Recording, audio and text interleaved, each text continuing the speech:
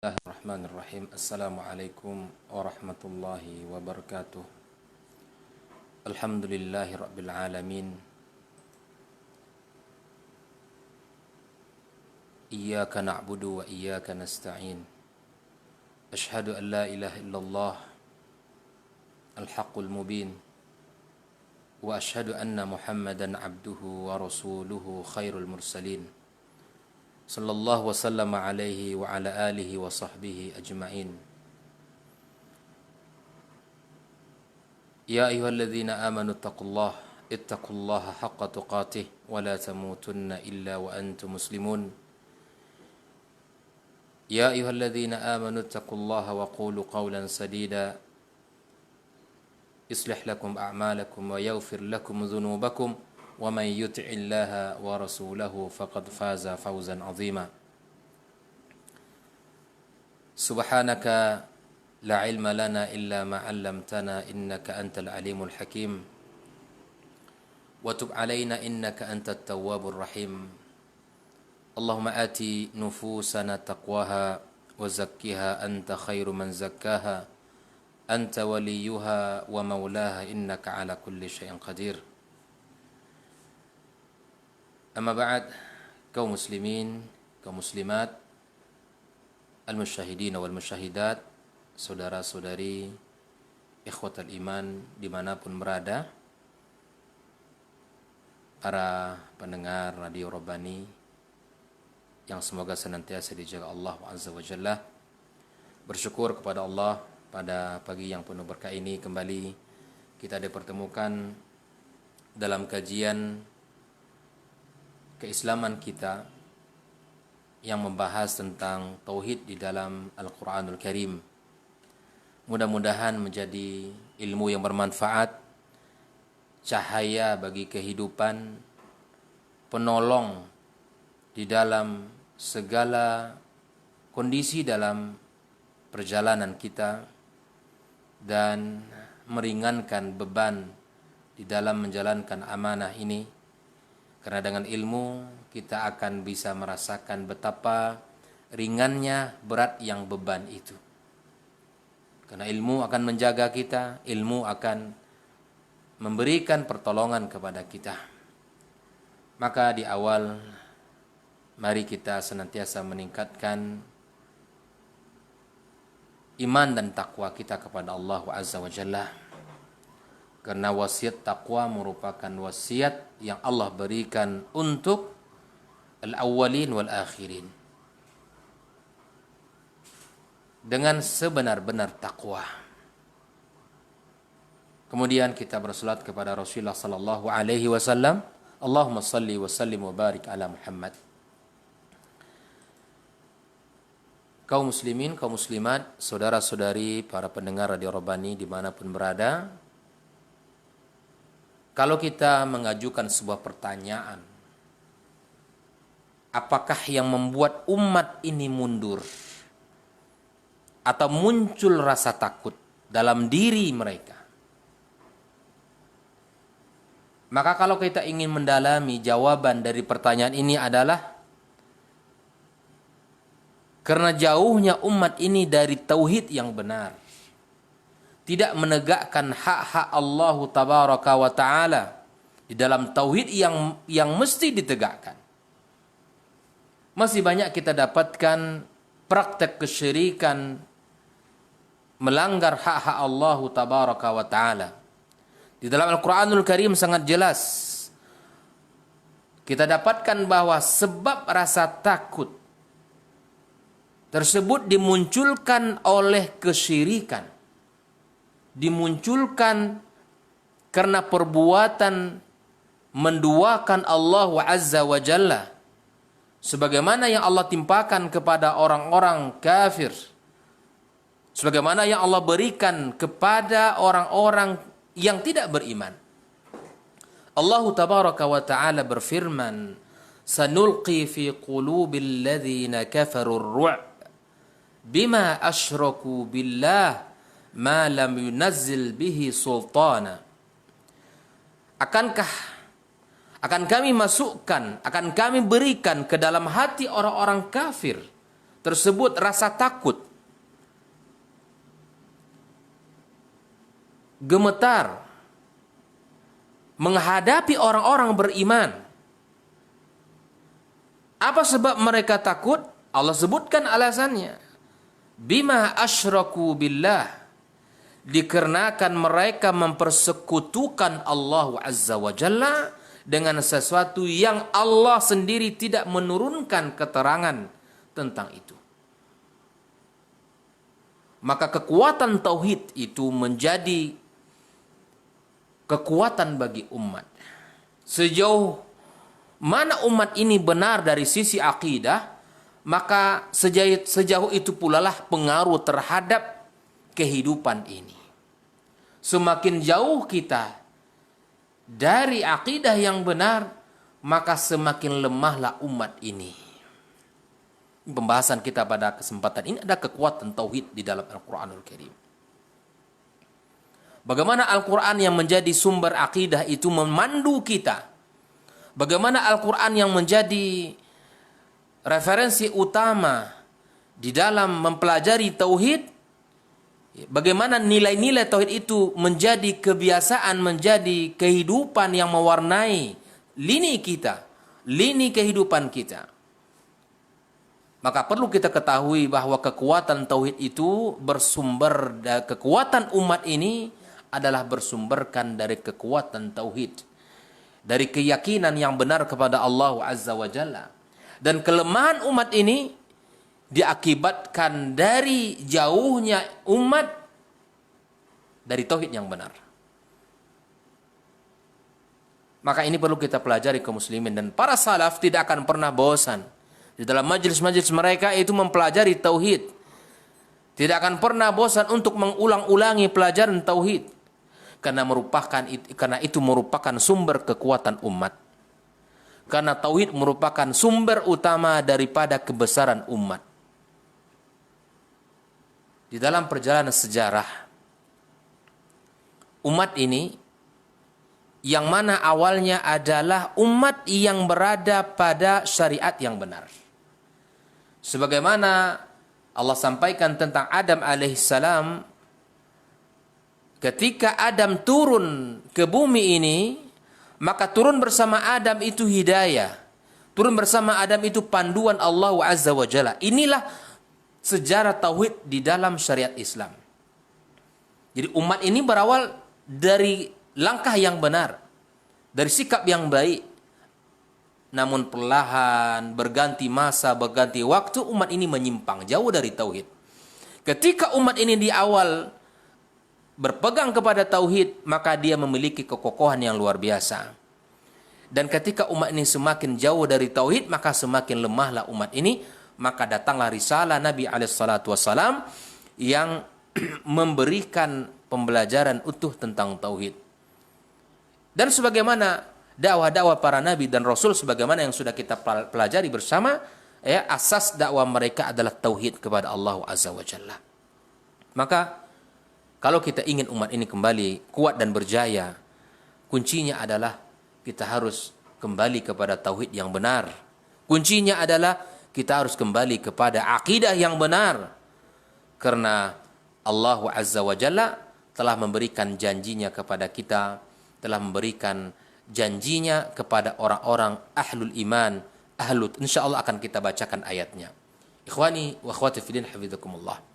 Nah, orang-orang kafir, walaupun jumlah mereka banyak menghadapi orang-orang muslimin, walaupun mereka dengan peralatan yang sangat lengkap, dengan jumlah yang berlipat-lipat jika dibandingkan dengan pasukan kaum muslimin, tetapi ternyata di hati mereka itu ada rasa takut.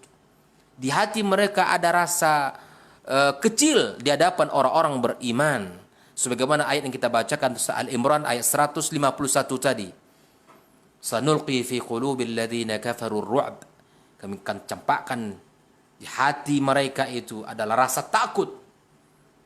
Dan itu ternyata akibat perilaku mereka yang menyimpang, di mana mereka mensyirikkan Allah Azza wa Jalla.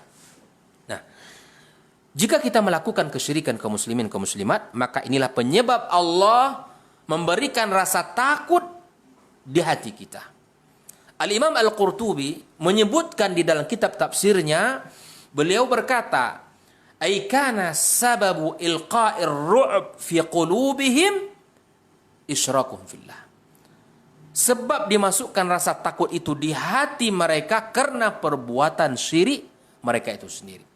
Silakan dibuka lihat tafsir Al-Qurtubi, perkataan beliau di dalam membahas ayat ini.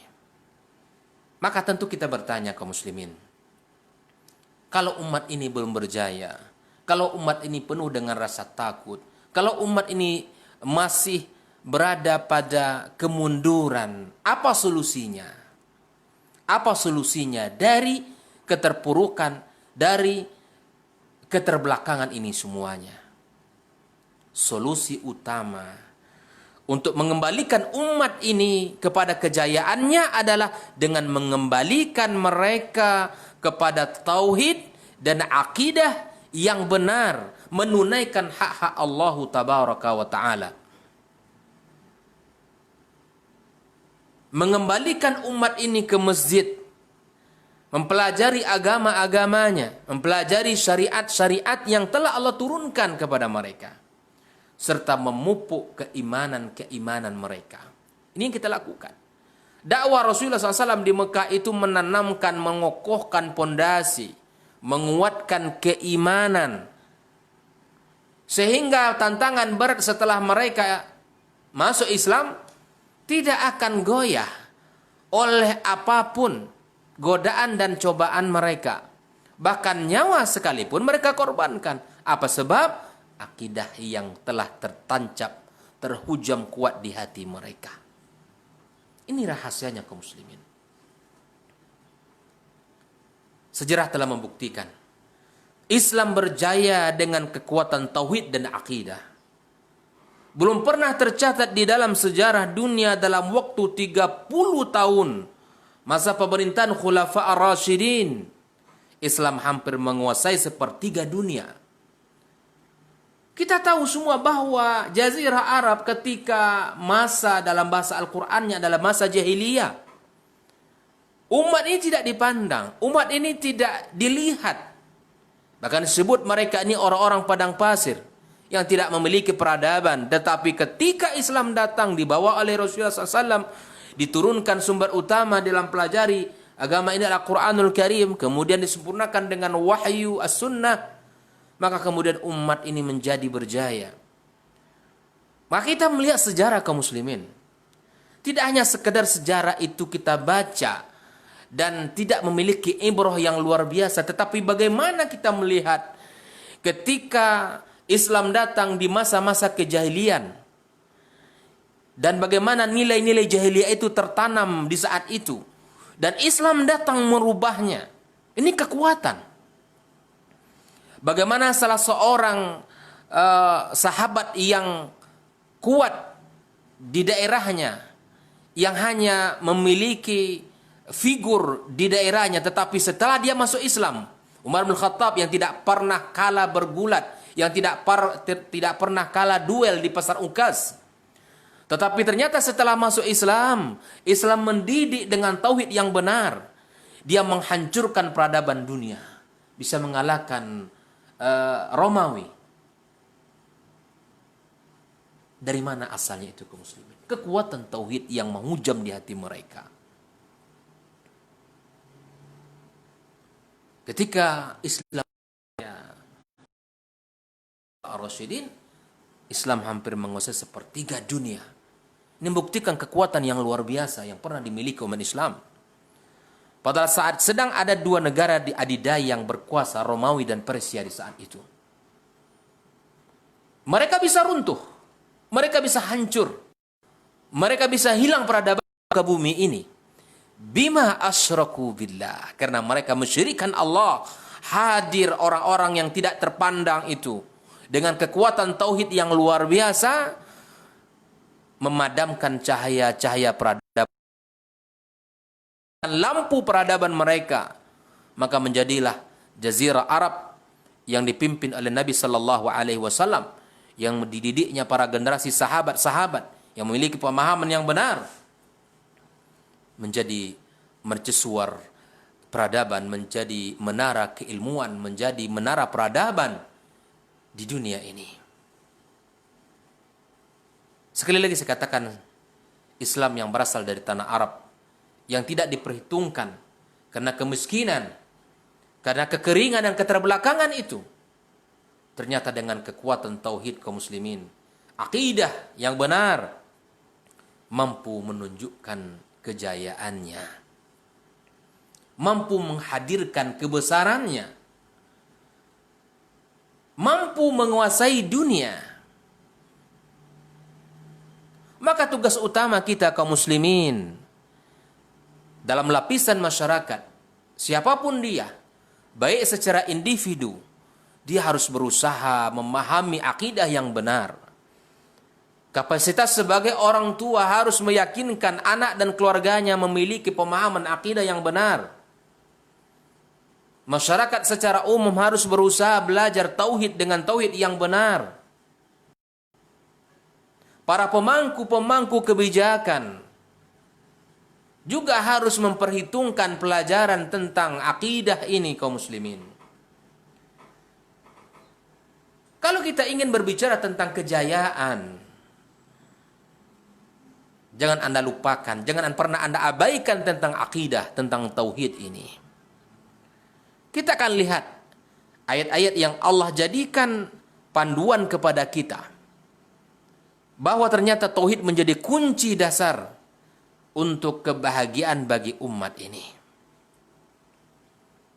Dan sebaliknya kaum muslimin, kaum muslimat rahimakumullah, jika kita melihat sejarah bagaimana kaum muslimin yang mulai menjauh dari agama mereka, mereka dikuasai oleh musuh, sebagaimana sejarah jatuhnya kota Baghdad dan Andalusia.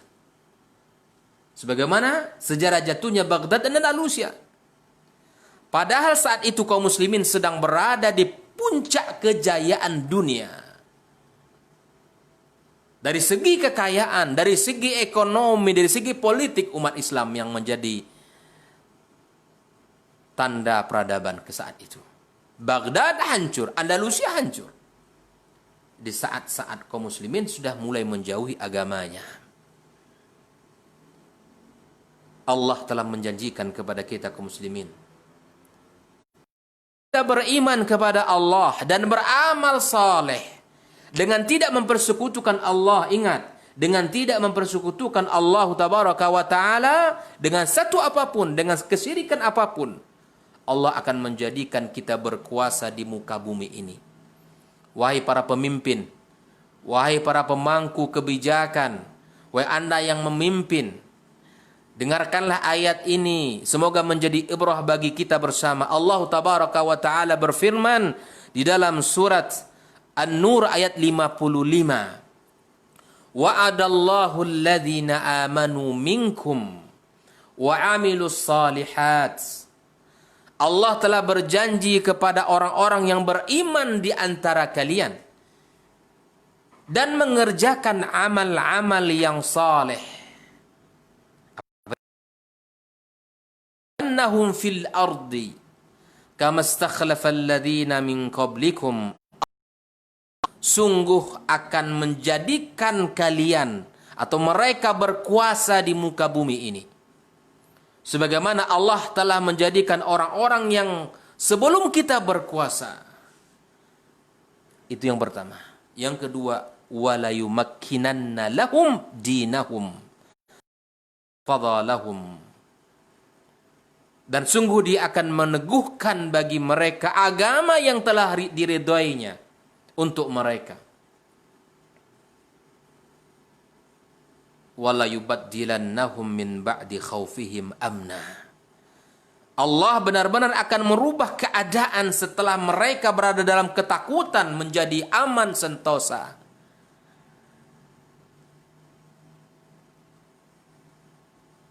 Coba lihat, Allah menjanjikan wala yubaddilannahum min ba'di khaufihim amna. Ya'budunani la yusyrikuna bi syai'a wa man kafara ba'da dzalika faulaika humul fasiqun. Mereka senantiasa menyembahku semata, tidak mempersekutukanku dengan sesuatu apapun, Barang siapa yang tetap kafir sesudah janji ini tiba, maka mereka itulah orang-orang yang fasik. Wahai para pemimpin, tegakkanlah dalam diri Anda sebagai pemimpin. Ya, yang pertama adalah iman, kokohkan keimanan Anda. Yang kedua, kerjakanlah amal-amal soleh yang telah Allah syariatkan.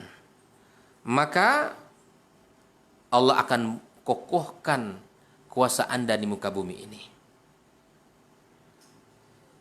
Dan Allah akan bantu Anda untuk menjadikan negeri ini aman dan sentosa. Allah akan bantu Anda untuk menjadikan masyarakat Anda ini sejahtera. Ini janji Allah. Tapi pemimpinnya harus benar akidahnya. Pemimpinnya harus beriman. Pemimpinnya harus beramal saleh. Tidak mensyirikkan Allah Azza wa Jalla. Ini terkadang ketika ingin menjadi pemimpin daerah, baik tingkat 1, tingkat 2, ataupun mungkin menjadi orang nomor 1 di negeri ini, tidak jarang kita temukan ternyata ada tim-tim yang gaib, ada tim-tim yang nyata, ada orang tim yang bersifat gaib. Ya, mereka itu bukan makhluk seperti kita. Yang mengerahkan massa, ia akan membantu dalam kesulitannya, dan seterusnya. Bagaimana Anda akan duduk di sebuah kepemimpinan, sementara langkah awal Anda salah? Akidah yang dibangun, akidah yang tidak benar, bersandar kepada makhluk yang lemah seperti Anda. Ketika Anda inginkan kejayaan umat, ini omong kosong. Karena Anda telah melakukan salah satu penyebab yang menjadikan umat ini mundur, itu kesyirikan. Kita mengeluhkan kesejahteraan, keadilan, kita mengeluhkan kebaikan bagi umat. Sementara perilaku para pemimpin, perilaku kita sebagai umat masyarakat juga demikian. Mensyirikkan Allah Azza wa Jalla. Maka ini perlu kita perbaiki kaum muslimin. Luruskan akidah pemahaman kita.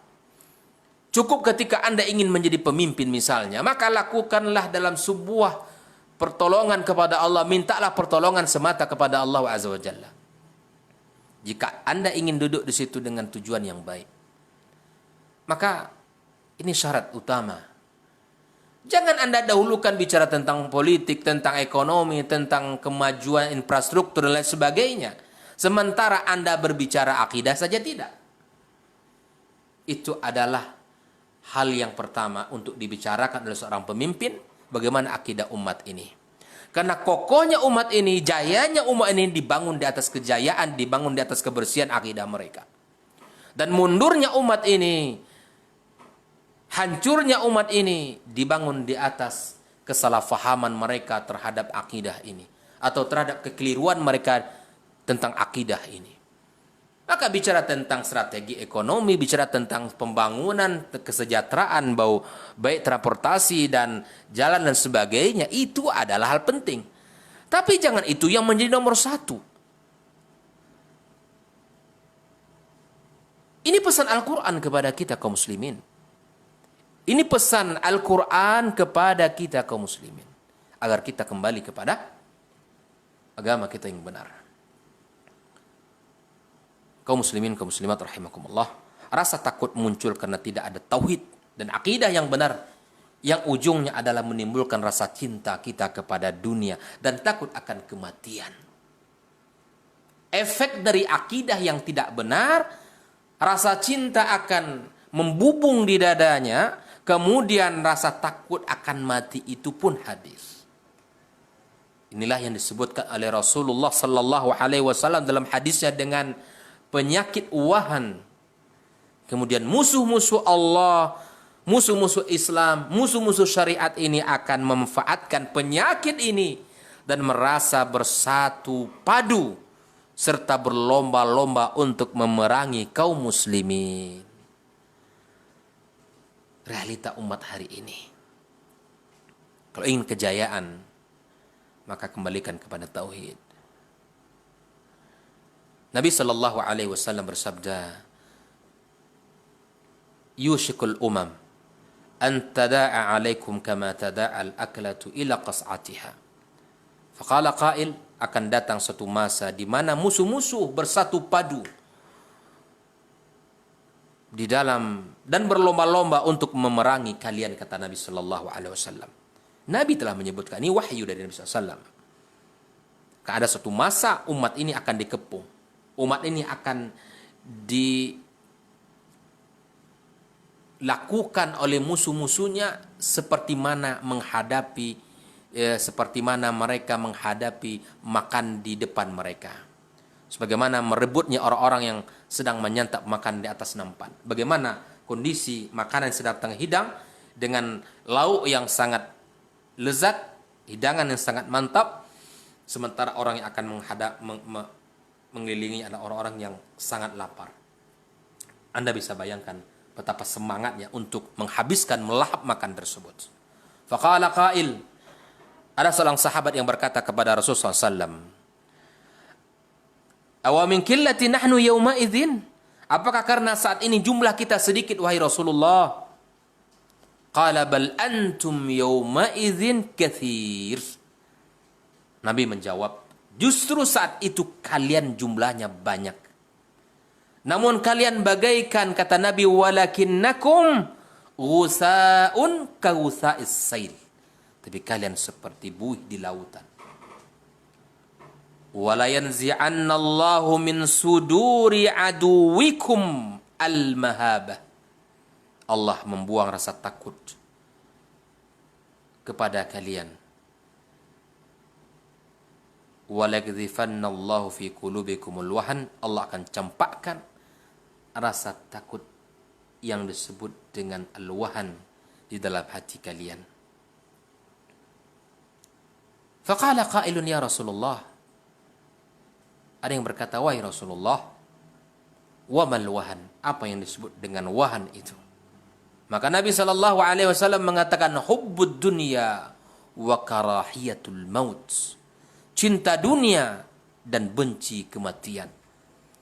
Hadis riwayat Abu Dawud dan dinilai sahih oleh Syalbani rahimahullah taala. Oleh itu kaum muslimin, meninggalkan agama sebab utama kelemahan kaum muslimin. Meninggalkan syariat merupakan sumber utama kehancuran. Menyelisihi akidah yang benar adalah gerbang keterpurukan.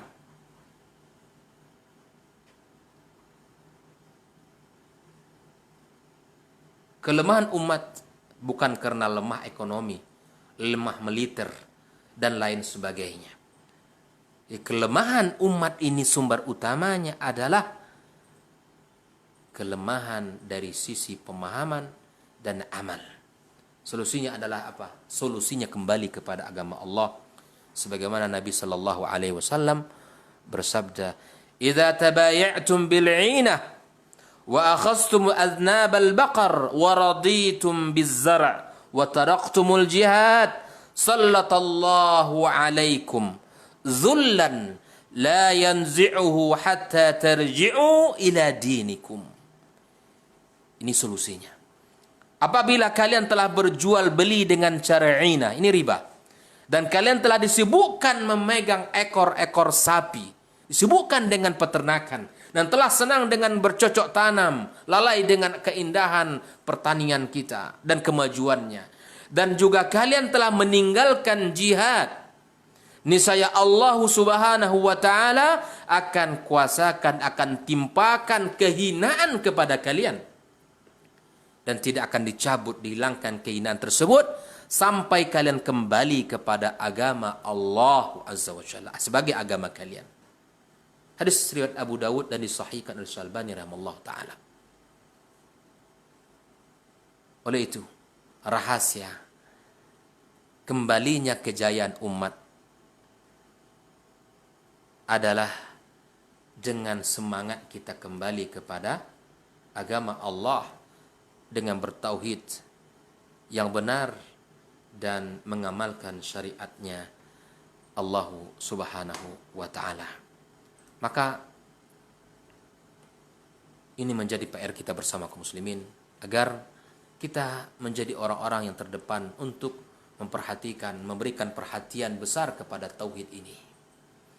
Karena Allah Tabaraka wa Ta'ala telah mengatakan kepada kita sebagai kekuatan tauhid itu merupakan jaminan kemenangan dari Allah Subhanahu wa Ta'ala. Sebagaimana Allah katakan, wala yansurannallahu min may yansuruhu innallaha laqawiyyun aziz. Ya. Sesungguhnya Allah akan memberikan pertolongan kepada orang yang menolong agamanya. Allah memberikan pertolongan kepada orang yang telah menolongnya. Innallaha laqawiyyun aziz. Ya, sesungguhnya Allah maha kuat dan maha aziz. Ini Al-Quran membantu kita bahwa kekuatan tauhid menjadi kunci kejayaan umat. Kekuatan tauhid menjadi pintu kebesaran umat ini.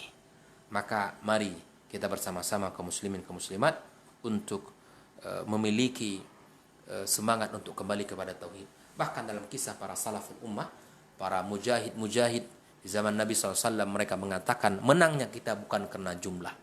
Menangnya kita bukan karena lengkapnya peralatan kita, peralatan perang kita, tidak.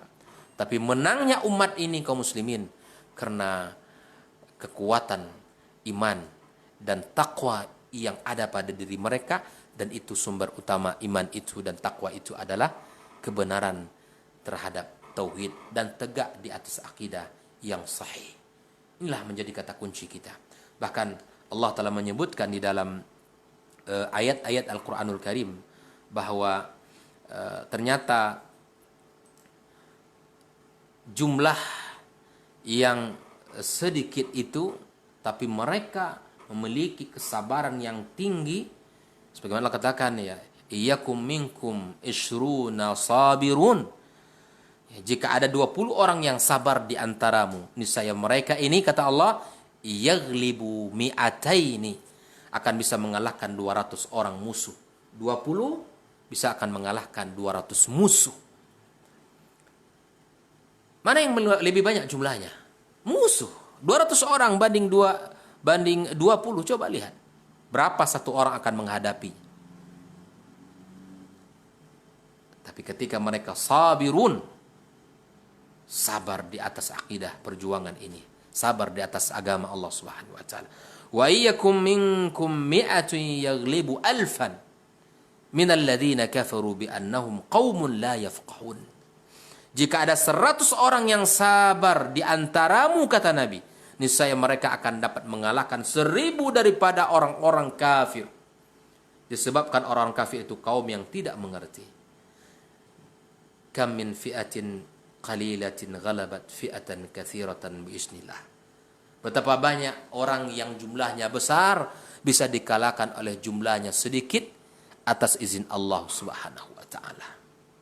Kalau kita ingin jaya, kalau kita ingin maju, kalau kita ingin menjadi umat yang terhormat dan terpandang, maka perbaikilah tauhid kita dan kembalikanlah kepada ajaran yang benar, kembalilah kepada syariat yang sahih sebagaimana yang telah dipandu oleh Nabi kita sallallahu alaihi wasallam. Bahkan keberanian para sahabat melebihi daripada apa yang dibayangkan oleh orang-orang kafir. Karena yang mereka cari adalah syahid, yang mereka rindukan bertemu dengan Allah, yang mereka impikan adalah surga. Sementara orang-orang kafir berperang mencari hidup dan mencari ghanimah. Sementara kaum muslimin berperang untuk mencari syahid, mencari kemuliaan di sisi Allah Subhanahu wa taala, mencari kedudukan yang sangat mulia di sisinya. Maka tentu ini tidak akan ada bandingannya. Semangat yang telah dibangun oleh kaum muslimin, yang dibangun di atas tauhid yang benar, akan melampaui batas yang bisa kita bayangkan di dunia ini. Betapa sejarah telah banyak membuktikan, betapa umat ini telah menjadi saksi terhadap kejayaan agama Allah Subhanahu wa taala. Maka itu kaum muslimin, wa may yatawakkal 'ala Allah fa huwa hasbuh. Ini merupakan menjadi kekuatan bagi orang beriman, ya. Barang siapa yang memiliki tauhid yang benar, maka dia akan bersandar kepada Allah Azza wa Jalla, dan dia akan mengatakan cukup Allah sebagai penolongnya dan cukup Allah sebagai pemeliharanya. Namun ketika kita tidak benar tauhid kita, maka kita akan merasakan kelemahan yang luar biasa dalam perjuangan ini. Bahkan tak jarang dalam kehidupan kita orang yang tidak memiliki pemahaman yang benar dalam tauhid, ketika dia menghadapi musibah, ketika menghadapi masalah, apa yang terjadi kaum muslimin? Mencari jalan pintas. Dia kira mengakhiri hidup itu dengan cara membunuh diri, sudah selesai urusan. Tidak. Orang beriman, apa yang dihadapi itu merupakan ujian di mana Allah menginginkan tingkat yang lebih tinggi dari yang sebelumnya. Dari mana itu bisa berjalan dengan baik? Kalau kita memiliki akidah yang benar, kalau kita memiliki pemahaman yang benar. Maka itu kaum muslimin kaum muslimat, mari kita kembalikan kejayaan umat dengan cara mengembalikan kepada tauhid yang benar, dan mari kita ambil kekuatan umat ini dari sumber utamanya, yaitu Al-Quran, yang merupakan sumber utama dalam mempelajari tauhid kita. Barakallahu fikum, mudah-mudahan pertemuan kita diberkahi Allah Subhanahu wa taala. Baik, jazakallahu khairan Ustaz untuk materi kita di kesempatan hari ini, dan mudah-mudahan bisa kita bermanfaat untuk kita semua dan bisa kita amalkan dalam kehidupan sehari-hari. Baik, untuk waktu yang tersisa untuk antum seperti biasa di sesi ini silakan kalau ada pertanyaan di 081273 335531 melalui telepon langsung ataupun pesan singkat di WhatsApp. Sambil menunggu telepon, kita coba bacakan atau jawab pertanyaan yang sudah masuk di WhatsApp kita. Untuk pertama, Assalamualaikum warahmatullahi wabarakatuh Ustaz. Waalaikumsalam warahmatullahi wabarakatuh. Sebagaimana di dalam Al-Quran, nilai-nilai tauhid digambarkan secara jelas dan gamblang oleh Allah Subhanahu wa taala, apakah melalui hadis-hadis Rasulullah SAW banyak juga terkandung nilai-nilai tauhid, Ustaz? Seperti apa contohnya? Jazakallahu khairan. Bismillah wassalatu wassalamu ala Rasulillah wa ala alihi wa sahbihi wa mawala mab'ad.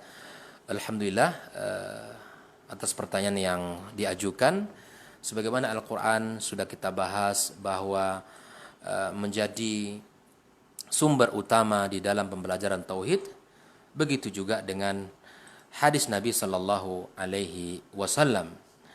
Kita sudah bahas pada pertemuan-pertemuan sebelumnya betapa banyaknya hadis-hadis Nabi sallallahu alaihi wasallam yang berbicara tentang tauhid.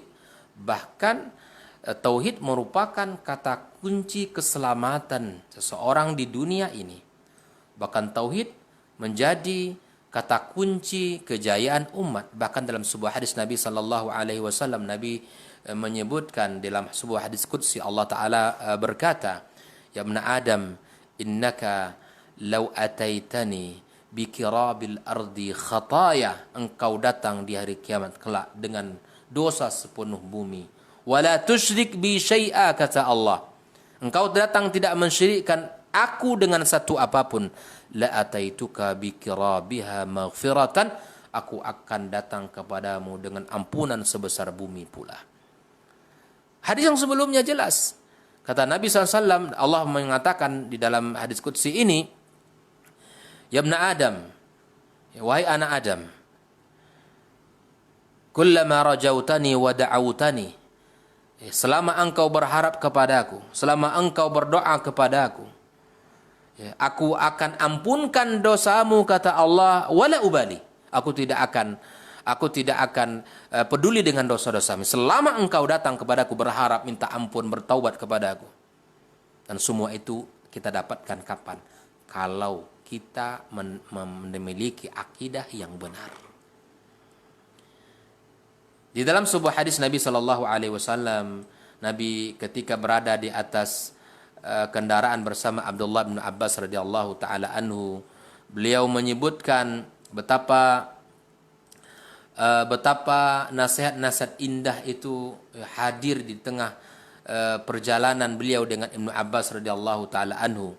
Nabi SAW mengatakan, "Ihfazillah yahfazka, ihfazillah tajidhu tujahaka, Jagalah Allah, Allah akan menjagamu. Jagalah Allah di depan, jagalah Allah, engkau akan dapatkan Allah di hadapanmu. Gitu kan? Wasta'anta fasta'in billah. Ini nilai akidah, nilai tauhid ini. Jika engkau minta tolong, maka minta tolonglah kepada Allah. Ya, maka ini pelajaran mahal.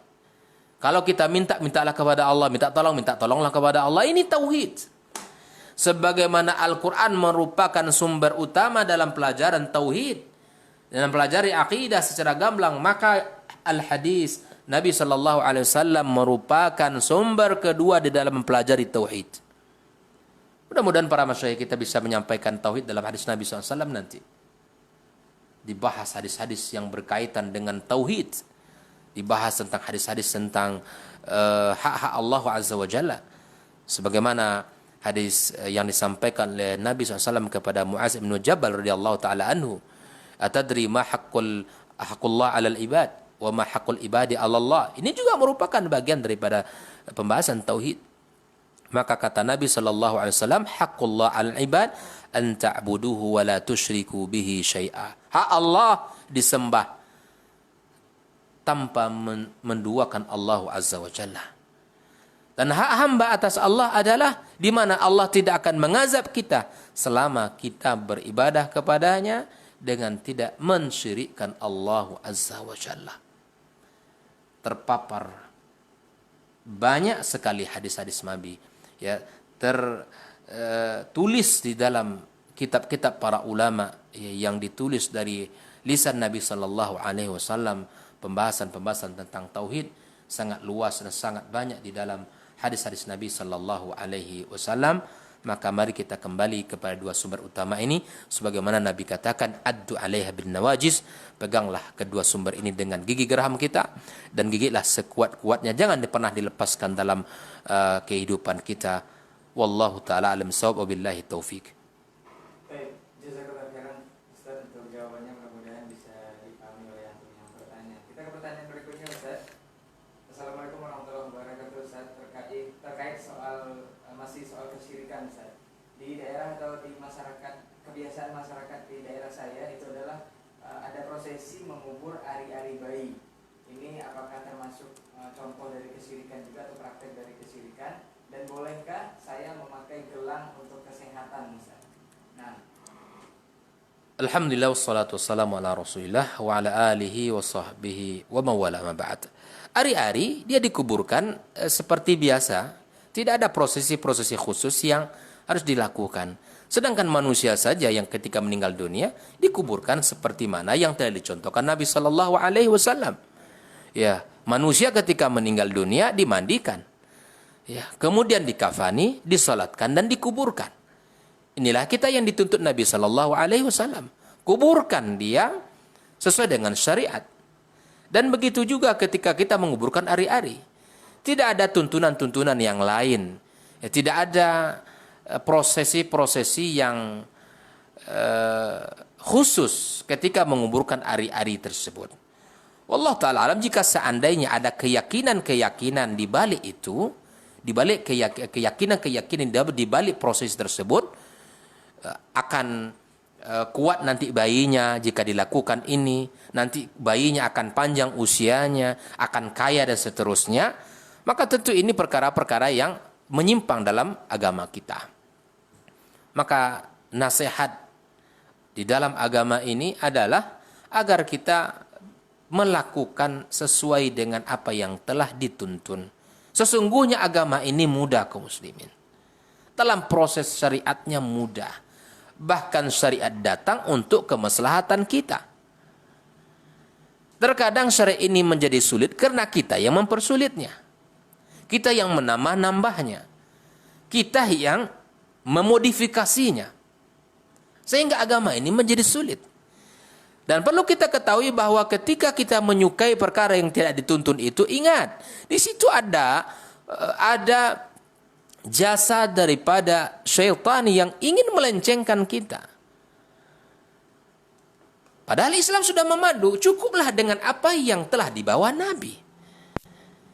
Sudah sempurna syariat ini. Cukuplah dengan apa yang telah diajarkan. Fa innahu khairul huda, sebaik-baik petunjuk Apakah kita mencari setelah kita dihadirkan sebagai petunjuk, sebagai panduan itu? Apakah kita mencari yang lain? Apakah kita memilih panduan yang lain? Tentu tidak.